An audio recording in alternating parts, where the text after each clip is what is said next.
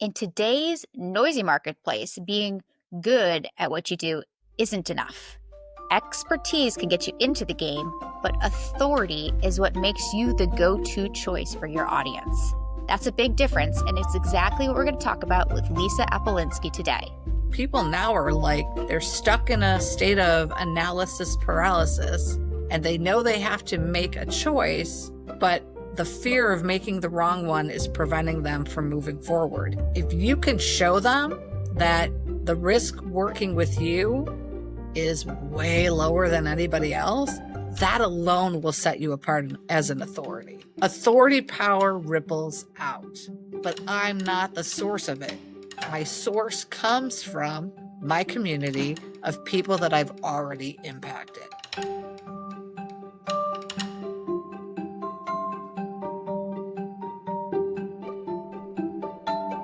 Hello there. Today's guest is Lisa Apolinski, America's digital content futurist. And she's here today to help us go from expert to industry authority, which I know is a big question for a lot of founders and leaders looking to grow out there. So, hello, Lisa. Welcome to the show. Thank you, Chelsey. It's awesome to be here. I'm excited for our conversation. I've got a lot of questions because this is a hot topic for people these days who um, maybe are just starting to step into the spotlight or realizing this is a necessity to get the next job. This isn't just a cute, nice to have anymore. Right, You, right. you've been in marketing for over 30 years. You've written in Forbes, New York Times. You've written 5 books. Tell us a little bit about how you did this. Yeah, so I started my career, gosh, in 1997, so long ago. It's kind of crazy. And even then, I had a focus on making sure that I could be the go-to for something. So authority isn't just for people who have their own business or speakers or authors. It's for anybody. Think about in your circle, who's someone that you go to every single time for a certain topic or solving a certain problem. There's got to be someone in your group. That person is even in a friend group, that person is an authority. You always go to them. And the way that I look at authority versus expertise, and I'm not saying that expertise is bad, but authority to me is like next level. So I can be an expert in personal branding, but if I'm an authority, I'm writing the future. I'm writing the book of how we use branding. So to me, there's leadership, there's future thinking, and there's also helping others come along so that they catch up to where you are. To me, that's what an authority truly is. So, not pushing other people down. Yeah. Yeah. There's more than enough room. And I say this constantly that whether you're working on marketing, whether you're building your authority power, whether you are establishing your leadership, it is a climb with no summit. Wherever you are, you still have 100% to go. There's enough room for everybody, and just look up and keep going, because that's really all you can do. I've had a lot of trouble personally, even with the term expert. I feel like framing yourself or saying I'm an expert is a big step in somebody's confidence, or I don't know. So to go from I'm an expert to now I'm an authority seems like huge steps. How can you help break down how do you even get to say I'm really good at this, I'm enthusiastic about this, I'm an expert in this field before you even take the leap to be an authority? Yeah, absolutely. So when you're, and this is a question I get all the time with clients, you know, what should I be an authority on? How should I be an authority? What it feels like it would be expansion, but you're actually getting niche within a niche. You're actually laser focusing your abilities. So if you think about your clientele or your coworkers, if you're, working in a corporate environment, what's the one problem that they all complain about? that if you could solve that one problem, it would free up so much time for yourself and for them. And normally it's one or two problems. What I hear, and if I had a dollar for every time I heard this, I wouldn't have to work anymore. And to me, that's another litmus test. I hear one or two things, and they're really part of the same area, the part of the same problem. I spent all this money on marketing and I got nothing for it. That's number one. I hear that constantly. I just spent thousands of dollars and I got like no leads, or I got leads and they were all garbage and I got no sales. I hear that all the time. I wish I could go back in time and fix that for people, but I cannot. And the second one that I hear now more often, I don't get it. I have more expertise. I have more experience than that person. Why did that person, and then fill in the blank, get the business instead of me, get the promotion instead of me, get the job instead of me? That's another area.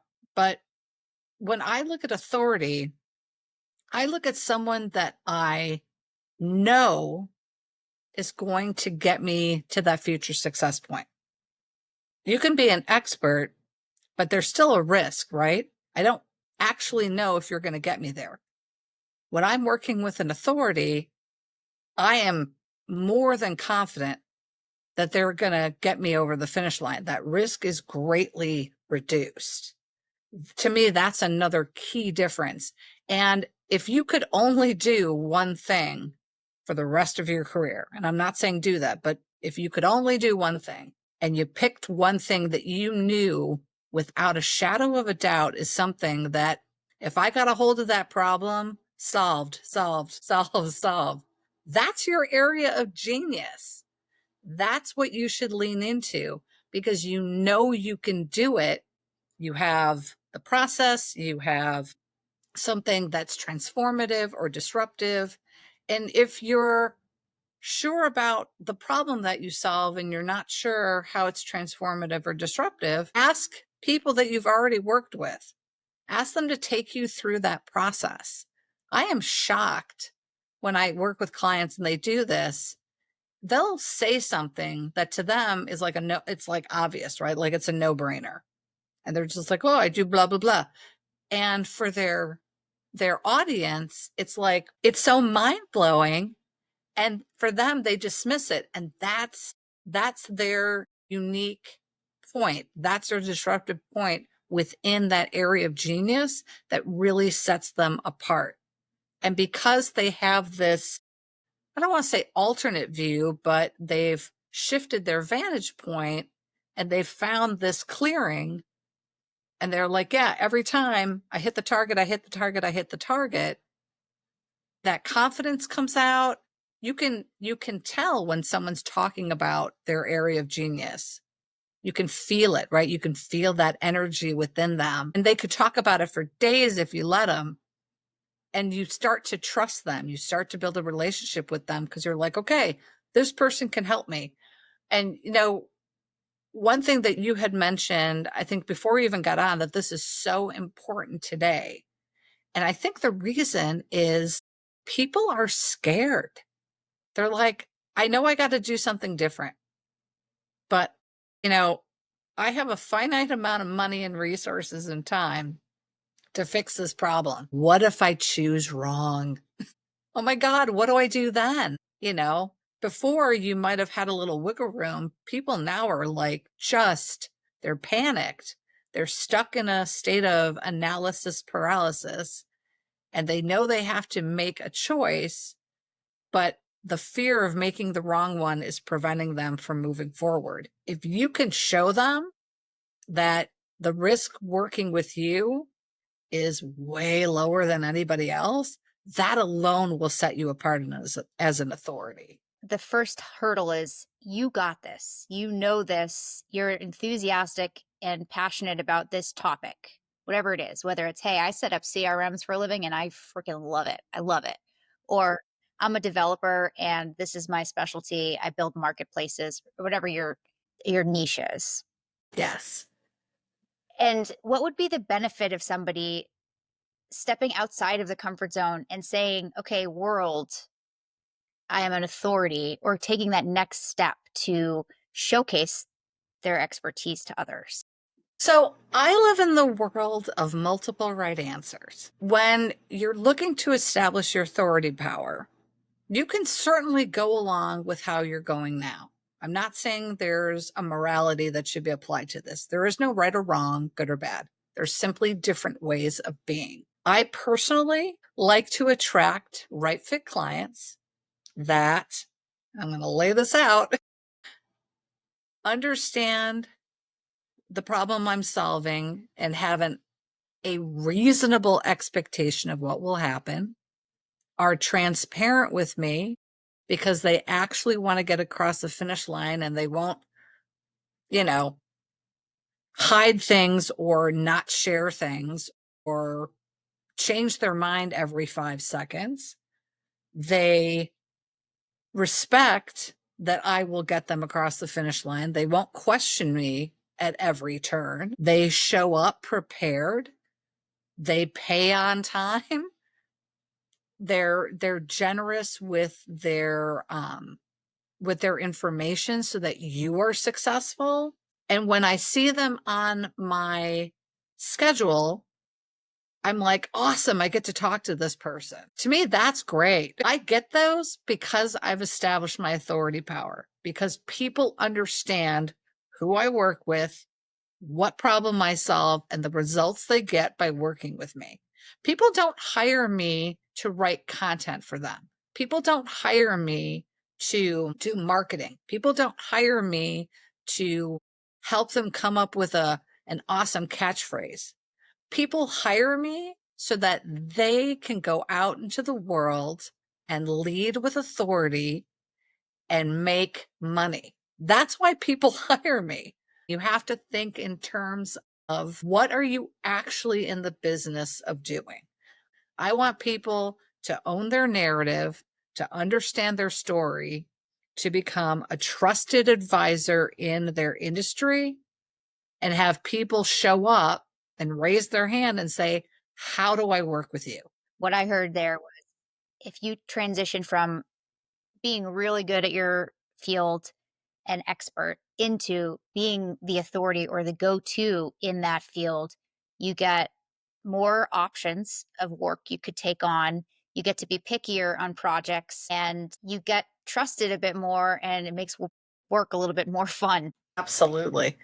You know, someone who I is one of my North Stars is Mark LeBlanc. He wrote a book called Grow Your Consulting Practice. And it's been in print for 25 years. He started with a little tiny book and he republished it recently as a bigger book. And in his book, he says, and I love this, and I try to practice this, and sometimes it's tough. There's no reason why you're working to not have your fun meter on max. Work can and should be fun. If it's not fulfilling, if it's not enjoyable, something's not right. There's a misalignment. And you know, I have been in situations, because not everything is rainbows and sunshine, right? And unicorns, where work is not coming in and you have to just take whatever you get. And I get that. And I hate those moments, right? You're just like, once I really honed in on what I was doing with authority by really trusting that and going, okay, no, I have something here, and really leaning into it. Those dips in my revenue, they leveled out, Mm. which is great. I don't feel, oh my God, I have to pay my mortgage. You know, once you get into that rhythm of your authority power, once you truly identify your area of genius and who that right fit client is, that if you got 100 of those, 1,000 of those, 1,000,000 of those over the course of your lifetime, you'd be like, wow, I could do this all day. I personally could work until someone stops paying me, because that's the amount of joy I get out of my practice. I did not have that 20 years ago. I was like, how can I retire sooner? You know, what do I have to do? And now I'm like, retirement? Nah, Why would I do that? This is enjoyable. This gives me purpose and fulfillment. And I talked about this at the beginning of the pandemic, and this is kind of where my journey started moving into this authority power. There's two ways we can show up for our customers, whether they're internal or external. It can be transactional, where I sell you a product or service and you give me some money for it, and we go, awesome, and then we part ways. Or it can be relationship based, where I'm a partner, I'm a trusted advisor. I'm here to help you solve a problem or help you to bring someone else in who might be better at it than me. I am relentlessly helpful. That is my brand. I am absolutely relentlessly helpful. I will help you. I will get on a soapbox because I want people to succeed, and people get it and they see that. And yes, I will do a free 30-minute consult call. I have a newsletter that gives away a bunch of tips. My books, you don't necessarily have to hire me. Read my books and you get a good portion of how to move the needle forward. My next book, which is Unleash Your Authority Power, I'm laying out my program. Pay $20, follow the program. So why would people hire me? Well, because they need the next level. It's like watching a DIY and then, a DIY for cooking, and then having the opportunity to work with Gordon Ramsay. We watched his master class, and we would pause it while he's butter in, sauce Yeah. on, and we would pause it, and it was like he was there, but it would be great if he was in the kitchen actually showing us. Yeah. And I mean, think about that, because then he's personalizing something specifically for you. What if he does something like how he puts the butter in?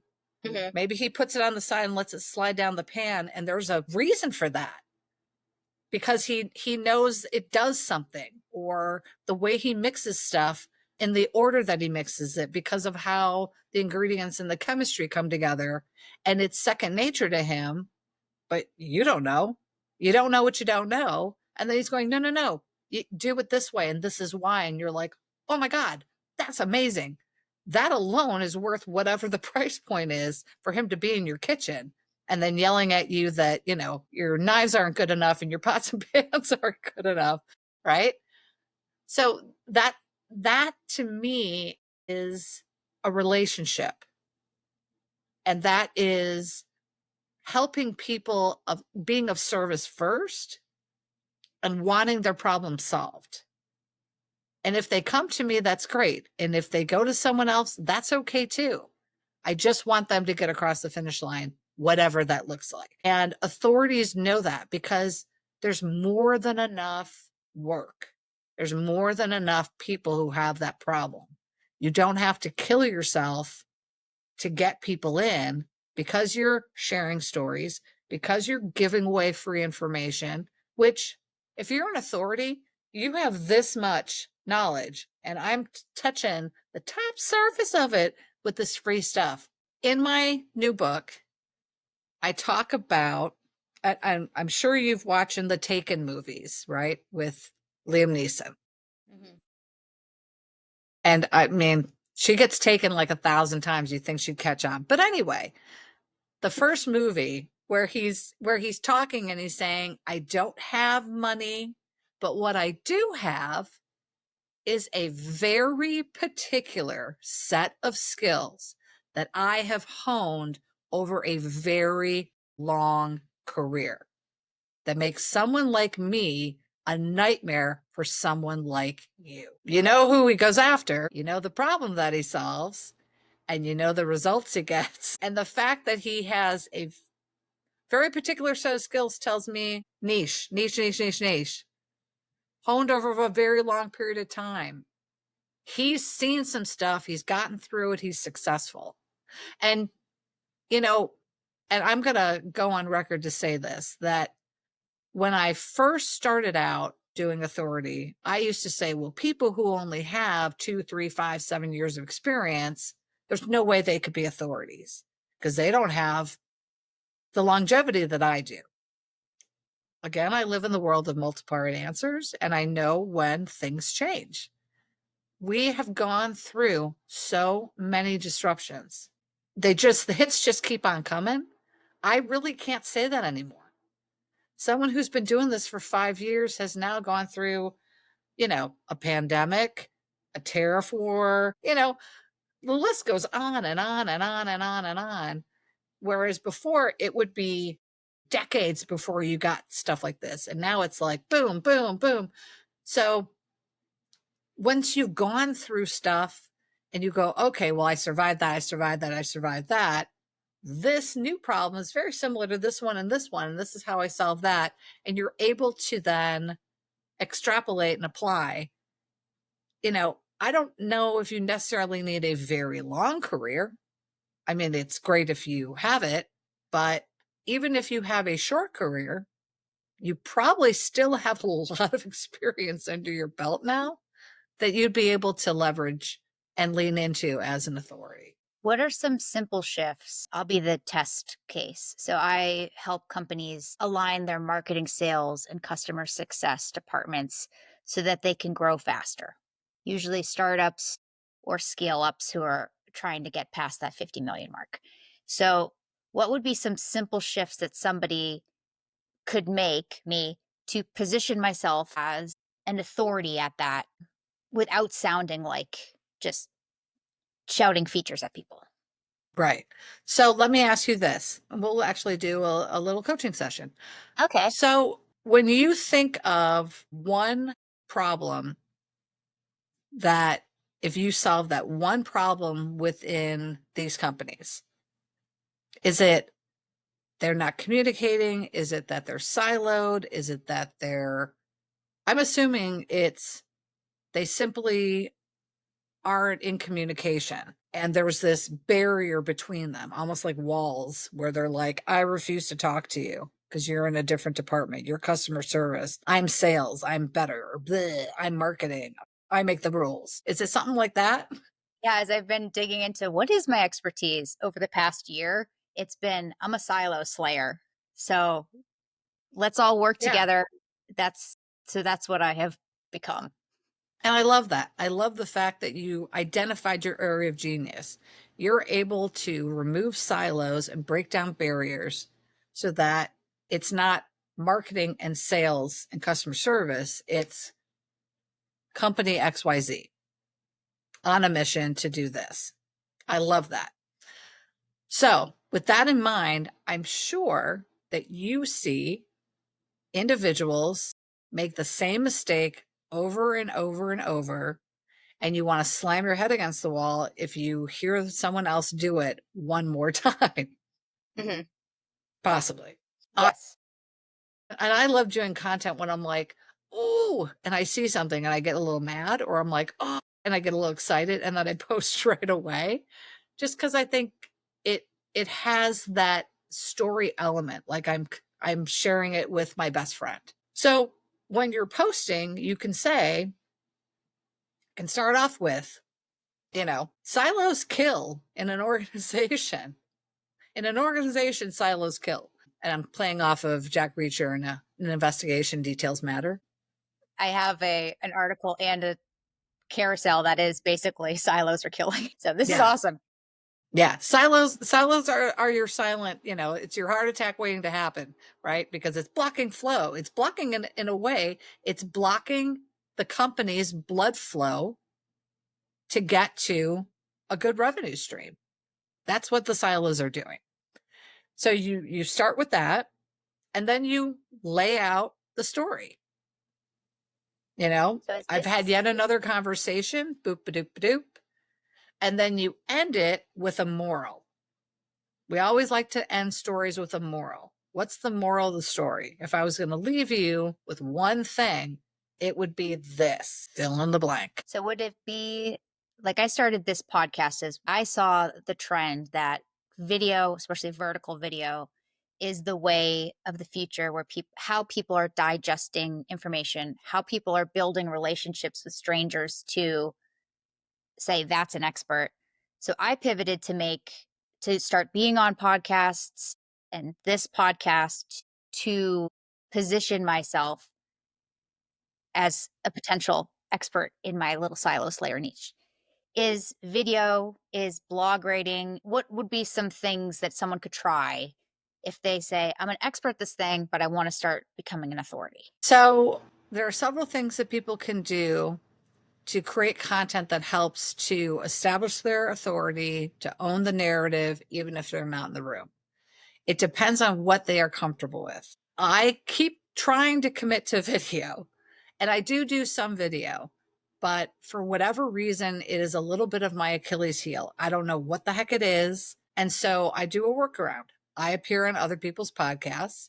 And then when they edit and they have like they have shorts or they have the longer, I share that content. And it also then allows me to support the podcast host and introduce that new resource and new authority to my community, because I'm all about making connections and helping people to grow and to become better than what they are today. So if you are comfortable pulling out your camera or your phone and doing a short video, do that. If you are comfortable just writing out a podcast, do that. If you're comfortable doing a blog post, do that. Whatever you're comfortable with, do that. It's about consistency and sustainability. And I would also recommend when you come on for your podcast, because AI is now monitoring everything, you should start with, I'm Chelsey Reynolds, AKA the Silo Slayer, Every and single own time. it. Oh, every single time, and own it. AI will pick that up, and then in a few weeks, go on to Claude or ChatGPT and say, what is Chelsey Reynolds known for? And it's going to say, she's known as the Silo Slayer. Cool. I'm making Ta-da! t-shirts today. Yeah. So you have 5 books so far behind you, right? Is that what those are? Yeah. Yes, And there's those are my 5 books. 6th one on the way. Yes. to tell us a little bit about it and what message you hope readers walk away with. So the working title of my book is Unleash Your Authority Power: How to Become the Clear Go-To in Your Industry and the person you know you are. Because Mm. a lot of clients I work with, they're like, no, I know I could do this. I just, and I have to help them really just say, okay, I'm claiming it. I'm claiming the spot. I'm owning the narrative. I'm defining the story. This is mine. And, my program, Unleash Your Authority Power, it's is how the book is based. I go through each of the foundational tenets that I touch with a client. Now, some clients don't need everything, and that's okay. This book covers it all. It's basically a written blueprint of my program. And each chapter touches a new foundational element and how to leverage it. It's amazing to me when you get those right fit clients, and it's happened to me as well, when you get those right fit clients and they become they evangelize on your behalf. And because they understand your area of genius, they understand who you work with, they understand the problem that you solve, they can communicate that quickly and easily and accurately to everybody they talk to, because you've already given them that information because you showed up in a certain way. Authority power ripples out. Just like a rock hitting the water, the power emanates out. Because, and this is going to sound weird, I'm not the source of my authority power. My clients are. I get Oh, my authority power from my clients. Just like I say, personal branding has nothing to do with me, because personal branding, it has nothing to do with you. It has everything to do with how people see you and what they take away. The same with authority power. My authority power, I reflect it back, I absorb it, but I'm not the source of it. My source comes from my community of people that I've already impacted. When someone reads your book, are you gonna have, like, a cohort or something where people can all do, like, a book club together? I feel like that'd be fun. That would be fun. That would be a lot of fun. That would actually be that actually be could be hilarious. And they would be forming their own community, right? They would be taking Yeah, the book and making it their own, which is great. I mean, that's to me, that's the best case scenario that someone takes the book and says, well, I used this, this, and this, and I actually did something even different. This gave me the idea to do this. Those are awesome. Because again, I don't know everything. I know quite a bit, but I don't have every single answer. And a lot of times my clients come up with stuff where I'm like, that's genius. Do that. Because no one knows your story better than you. yeah. Well, this is so fun. When does the book come out? It should be coming out late 2025, early 2026. Well, we'll post in the links below to the other books and to your website. Yes, yes. If you could leave folks who are curious about what is this authority thing? What did I just learn here today? What would be one or two takeaways? Because we're not just a single answer Yeah. here. So the first thing I would want anyone who's listening to this to take away is that you do have an area of genius. You do have a way that you handle a problem that is disruptive, transformative, unique. Notice I'm not using ers, better, faster, cheaper. No, that's competency. I can get that from AI. If I want to do something slightly better, I can go on into an AI platform. And that's not what we're doing. We are providing true value in an area for a problem that we solve with a solution that wipes it out once and for all. AI can't do that. You're more than AI. You're way more than AI. So that's first and foremost. You do have an area of genius. It's just finding it. And that can take some time. Part of my program, we have to take several weeks to kind of get in there. The fact that you're like, I'm the silo slayer, you're already halfway there. So good for you. That's awesome. It took a That makes me year. so happy.